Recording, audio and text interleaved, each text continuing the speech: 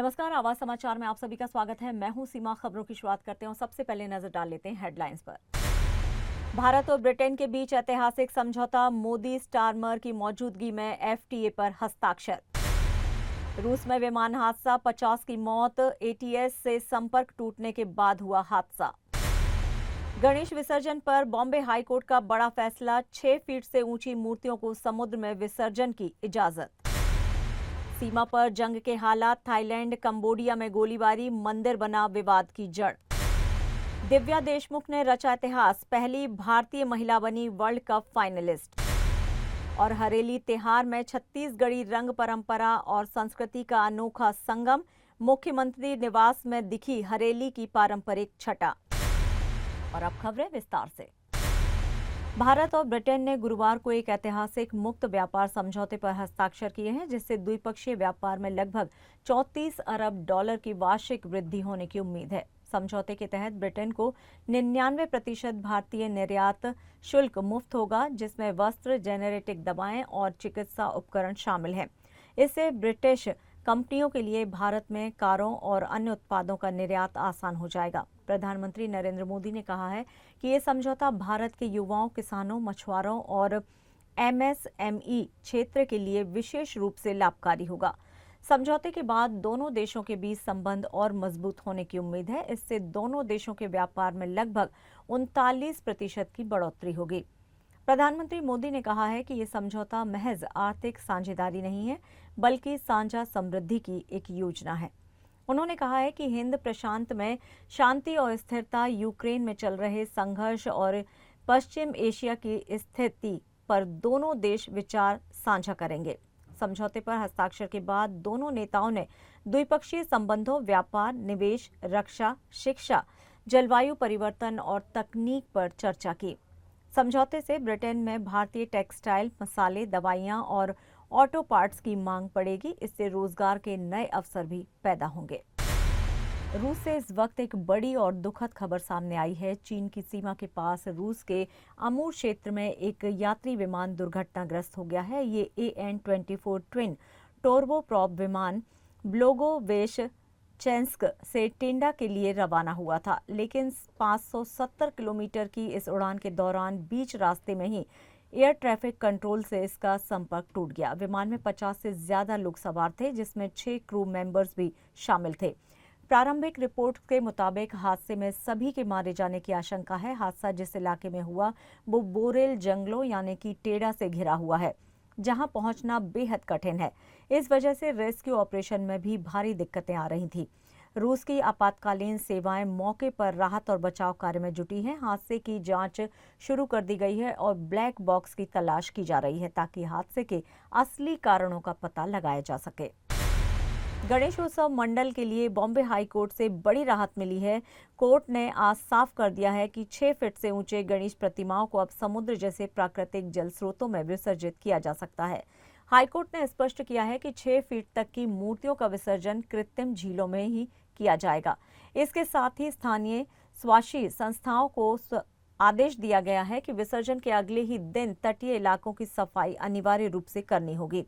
ये नियम आगामी माघी गणेशोत्सव तक लागू रहेगा। मुंबई समेत पूरे महाराष्ट्र के सार्वजनिक गणेश मंडलों के लिए ये एक महत्वपूर्ण फैसला है, क्योंकि इससे पीओपी मूर्तियों के विसर्जन को लेकर बना हुआ असमंजस अब खत्म हो गया है।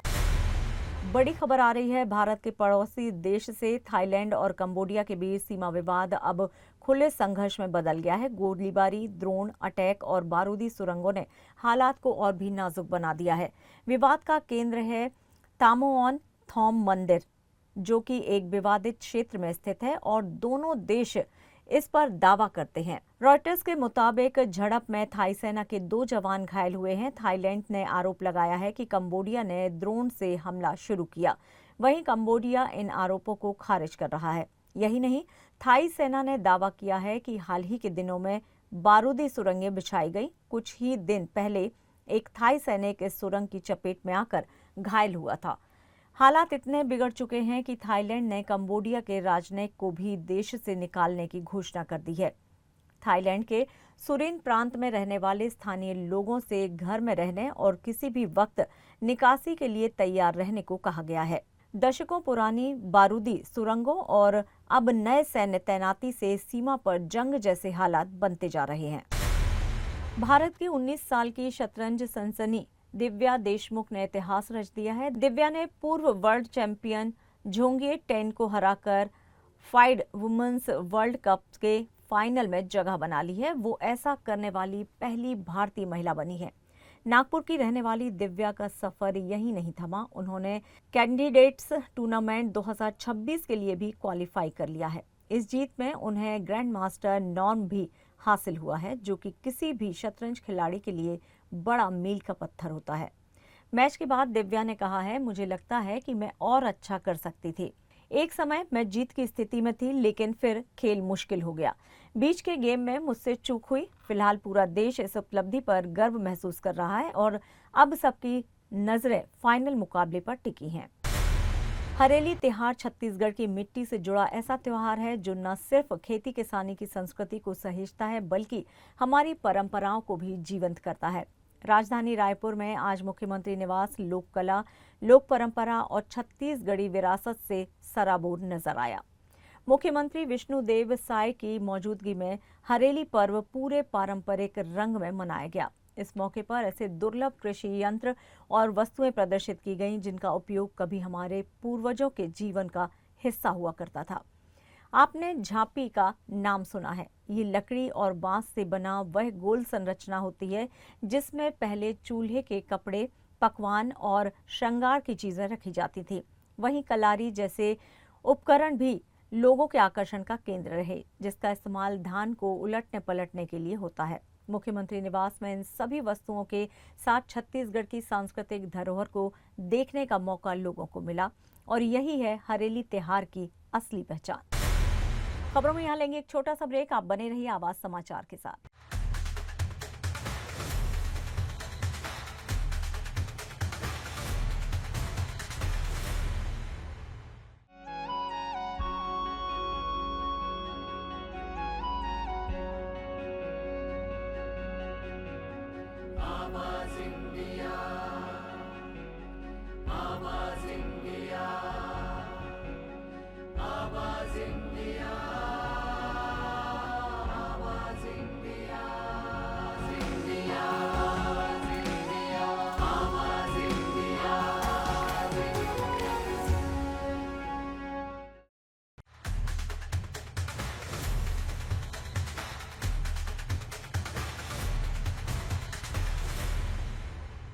ब्रेक के बाद एक बार फिर से आप सभी का स्वागत है। बढ़ते हैं अपनी अगली खबर की ओर। मुंबई के गोरेगांव इलाके में बुधवार रात एक बड़ी औद्योगिक दुर्घटना टल गई। महानंदा डेयरी के प्लांट में अमोनिया गैस लीक होने से हड़कंप मच गया। ये घटना रात करीब 9:12 पर हुई, जब 3000 किलो की अमोनिया टंकी के वाल्व में खराबी आ गई। राहत की बात यह रही कि समय रहते हालत पर काबू पा लिया गया और कोई बड़ी दुर्घटना होने से बच गई। गैस लीक शुरू होते ही डेयरी प्लांट में अफरा तफरी मच गई, लेकिन तत्परता दिखाते हुए सभी कर्मचारियों और मजदूरों को समय रहते प्लांट से सुरक्षित बाहर निकाल लिया गया। मौके पर पहुंची फायर ब्रिगेड, पुलिस और हजमेट यूनिट ने तुरंत मोर्चा संभाला और हालात पर नियंत्रण शुरू कर दिया। मुंबई महानगर पालिका के मुताबिक अमोनिया लीक एक शीतगृह के रेफ्रिजरेशन यूनिट से हुई, जो लगभग 2000 स्क्वायर फीट क्षेत्र में फैला हुआ है। 3000 किलोग्राम क्षमता की टंकी में वाल्व खराब होने के चलते गैस लीक शुरू हुई। एहतियातन प्लांट के इन हाउस इलेक्ट्रीशियन ने बिजली की सप्लाई को तुरंत काट दिया, जिससे कोई अग्निकांड ना हो। अमोनिया जैसी जहरीली गैस को संभालने के लिए खासतौर पर तैयार हजमेट यूनिट को बुलाया गया। 25 इक्विपमेंट से लैस इस इमरजेंसी टीम ने 15 से 16 वाल्व बंद किए और स्पेशल सीलेंट से लीक को रोका। इसके बाद हाई प्रेशर पंप की मदद से 15 से 20 किलो गैस को एक सुरक्षित टंकी में शिफ्ट किया गया। रात 10:56 पर हालात पूरी तरह से कंट्रोल में आ गए थे। सुप्रीम कोर्ट ने गुरुवार को 2006 में हुए 7/11 मुंबई ट्रेन ब्लास्टर्स के सभी 12 दोषियों को बरी करने के बॉम्बे हाई कोर्ट के फैसले पर रोक लगा दी है। गौरतलब है कि 11 जुलाई 2006 को मुंबई की 7 उपनगरीय लोकल ट्रेनों के प्रथम श्रेणी डिब्बों में 7 बम धमाके हुए थे। विस्फोटों के कारण 187 लोगों की दुखद मृत्यु हो गई थी और लगभग 824 लोग घायल हुए थे। वहीं सुप्रीम कोर्ट ने बरी किए जाने के खिलाफ राज्य की अपील पर पूर्व दोषियों को नोटिस जारी किया है। सुप्रीम कोर्ट के निर्णय का बीजेपी नेता किरीट सोमैया ने स्वागत किया है। उन्होंने कहा है कि मैं धन्यवाद देता हूं। साथ ही उन्होंने कहा कि मुझे विश्वास है महाराष्ट्र की ओर से सर्वोच्च न्यायालय में सब अच्छे से अपना पक्ष रखेंगे और ये 12 सब आरोपियों को फांसी होगी। सर्वोच्च न्यायालय ने मुंबई उच्च न्यायालय के बॉम्ब ब्लास्ट के 12 आरोपी को निर्दोष घोषित किए थे, उस निर्णय को स्थगिति दिए, स्टे दिया है। मैं सर्वोच्च न्यायालय को धन्यवाद देता हूं। मुझे विश्वास है महाराष्ट्र की ओर से सर्वोच्च न्यायालय में सब व्यवस्थित अपना पक्ष रखेंगे और ये 12 सब आरोपियों को फांसी हो। विमानन नियामक डीजीसीए के एयर इंडिया पर एक्शन लिया है और कंपनी द्वारा कई नियमों के उल्लंघन करने पर कारण बताओ नोटिस भी जारी किया है। अहमदाबाद विमान हादसे के बाद से डीजीसीए एक्शन मोड में है। नियामक ने केबिन क्रू के आराम और ड्यूटी मापदंडों, केबिन क्रू प्रशिक्षण नियमों और परिचालन प्रक्रियाओं से संबंधित विभिन्न उल्लंघनों के लिए 4 कारण बताओ नोटिस जारी किए हैं। एयरलाइन द्वारा नियामक को कुछ स्वैच्छिक खुलासे किए जाने के 1 महीने बाद ये जानकारी दी गई है। सूत्रों के मुताबिक ये कारण बताओ नोटिस 20 और 21 जून को नागरिक उड्डयन महानिदेशालय को एयरलाइन द्वारा दिए गए स्वैच्छिक खुलासे के आधार पर 23 जुलाई को जारी किए गए हैं। एयर इंडिया ने अपने चालक दल और यात्रियों की सुरक्षा के लिए प्रतिबद्धता जताई है। एयर इंडिया के प्रवक्ता ने कहा है कि वे नियामक के साथ सहयोग करने और आवश्यक सुधार करने के लिए तैयार हैं। एयरलाइन की ओर से इस मामले में और क्या कार्रवाई की जाएगी ये अभी स्पष्ट नहीं है। संसद में एक बार फिर से हंगामे की तस्वीरें सामने आई हैं और इस बार लोकसभा स्पीकर ओम बिरला ने विपक्ष खासकर कांग्रेस के सांसदों को कड़ी फटकार भी लगाई। मॉनसून सत्र के चौथे दिन भी सदन की कार्रवाई हंगामे की भेंट चढ़ गई। बिहार में वोटर लिस्ट रिवीजन को लेकर कांग्रेस और सहयोगी दलों के सांसदों ने नारेबाजी की और लोकसभा में शोरगुल का माहौल बना रहा। इस पर स्पीकर ओम बिरला ने तीखी प्रतिक्रिया दी और कहा कि आपको जनता ने तख्तियां लेकर मेज तोड़ने के लिए नहीं भेजा है। उन्होंने कहा कि प्रश्नकाल जनता से जुड़े सवालों के लिए होता है और इसमें सरकार की जवाबदेही तय होती है, लेकिन नई पीढ़ी के सांसद जिस तरह का आचरण कर रहे हैं वो पूरे देश के सामने है। कार्रवाई में बार बार रुकावट आने पर आखिरकार सदन को दोपहर 2 बजे तक के लिए स्थगित कर दिया गया था। बीजेपी सांसद निशिकांत दुबे ने एक बार फिर कांग्रेस नेता राहुल गांधी पर तीखा हमला बोला है। झारखंड के गोड्डा से सांसद दुबे ने कहा है कि राहुल गांधी को इस देश से कोई लेना देना ही नहीं है। वो कभी भी नियम कानून को गंभीरता से नहीं लेते। साथ ही उन्होंने दावा किया है कि ऑपरेशन सिंदूर में भाजपा की जीत हुई है।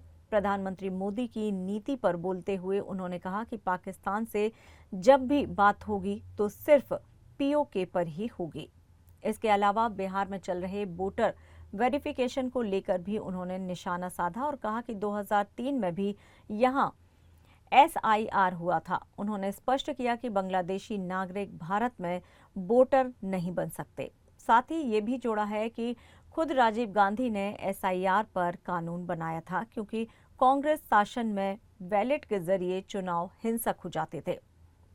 निशिकांत दुबे ने इंदिरा गांधी पर भी निशाना साधते हुए कहा है कि उन्होंने ऑपरेशन ब्लू स्टार में ब्रिटिश सैनिकों की मदद ली। उन्होंने ये भी दावा किया है कि इंदिरा गांधी ने ब्रिटिश PM थेचर को पत्र लिखकर अपनी आंतरिक समस्या भी बताई थी। यानी कि गांधी परिवार पर निशिकांत दुबे ने हमले लगातार जारी रखे हैं। 2010 में वोटर नहीं है, 15 में वोटर नहीं है, 20 में वोटर नहीं है, 24 के लोकसभा में वोटर नहीं है और वो अचानक यदि 25 में वोटर होना चाहेगा तो कोई पूछेगा ना भाई, यदि मैं नहीं रहता हूं वहां तो मेरा वोट क्यों होगा? इसमें उनको केवल मुसलमान ही क्यों दिखाई देता है? बांग्लादेशी यदि घुसपैठिए यहां आए हैं और गलत तरीके से आए हैं, जैसे 70 साल का कोई आदमी, 2010 में वोटर नहीं है, 15 में वोटर नहीं है, 20 में वोटर नहीं है, 24 के लोकसभा में वोटर नहीं है और वो अचानक यदि 25 में वोटर होना चाहेगा तो कोई पूछेगा ना भाई कि बिहार में क्या होता था? बैलेट के ऊपर जब चुनाव होता था तो कितनी रिगिंग होती थी, मारपीट, गुंडा बदमाशी, दलित, पिछड़े, शेड्यूल कास्ट, शेड्यूल ट्राइब। आपने देखा था गांव में जो है वोट डालने जाते थे? नहीं जाते थे। अब आप समझें कि ये कानून जब 21 साल से 18 साल राजीव गांधी जी ने युवा वोटरों को आकर्षित करने के लिए जब ये कानून लेकर आए, उसमें उन्होंने जो है स्पेशल इंटेंसिव रिवीजन का जो है खुद का प्रोविजन किया। ये पार्लियामेंट में माननीय राजीव गांधी जी का पास किया हुआ कानून है, अपने पिताजी के भी पास किए हुए कानून को नहीं मानते हैं। 2003 के अंदर जो है बिहार में इस तरह का SIR हो चुका है। और SIR क्यों नहीं होगा, मैं आपको बताऊं कि मैं बिहार का वोटर रहा। 4 बार जब मैं सांसद बना, मैं बिहार का वोटर रहा। आज मेरे घर में ताला चाबी बंद है, यदि मैं नहीं रहता हूं वहां तो मेरा वोट क्यों होगा? इसमें उनको केवल मुसलमान ही क्यों दिखाई देता है? और मुसलमान यदि दिखाई देता है तो बांग्लादेशी मुसलमान के साथ मिलकर, बांग्लादेशी घुसपैठियों के साथ मिलकर कोई सरकार नहीं बन सकती। ये चुनाव बिहार में या पूरे देश भर में भारत के सिटीजन के ऊपर हो रहा है, बिहार के नागरिक के ऊपर हो रहा है, ना कि बांग्लादेशी नागरिक को वोटर बनाने के ऊपर हो रहा है। बांग्लादेशी यदि घुसपैठिए यहाँ आए हैं और गलत तरीके से आए हैं, जैसे 70 साल का कोई आदमी 2010 में वोटर नहीं है, 15 में वोटर नहीं है, 20 में वोटर नहीं है, 24 के लोकसभा में वोटर नहीं है, और वो अचानक यदि 25 में वोटर होना चाहेगा तो कोई पूछेगा ना भाई कि तुम्हारी उम्र तो 70 साल है, 70 साल में तुम इतने वर्षों से वोटर क्यों नहीं हुए? तो इसका मतलब वो बांग्लादेशी घुसपैठिया है। तो इस तरह की घटिया बातें जो है, और चुनाव आयोग, आपको पता है कि कई एक चुनाव आयुक्त ऐसे हुए, MS गिल तो अंतिम उदाहरण थे, जो चुनाव आयुक्त से हटे और उनको कांग्रेस ने मंत्री बना दिया। तो जिस तरह से अपना करते थे, रिगिंग करते थे, मैंने कल ही ट्वीट किया है कि बिहार में क्या होता था, बैलेट के ऊपर जब चुनाव होता था तो कितनी रिगिंग होती थी, मारपीट, गुंडा बदमाशी, दलित, पिछड़े, शेड्यूल कास्ट, शेड्यूल ट्राइब। आपने देखा था गांव में जो है वोट डालने जाते थे? नहीं जाते थे। और खबरों में यहाँ लेंगे एक और छोटा सा ब्रेक, आप बने रहिए हमारे साथ।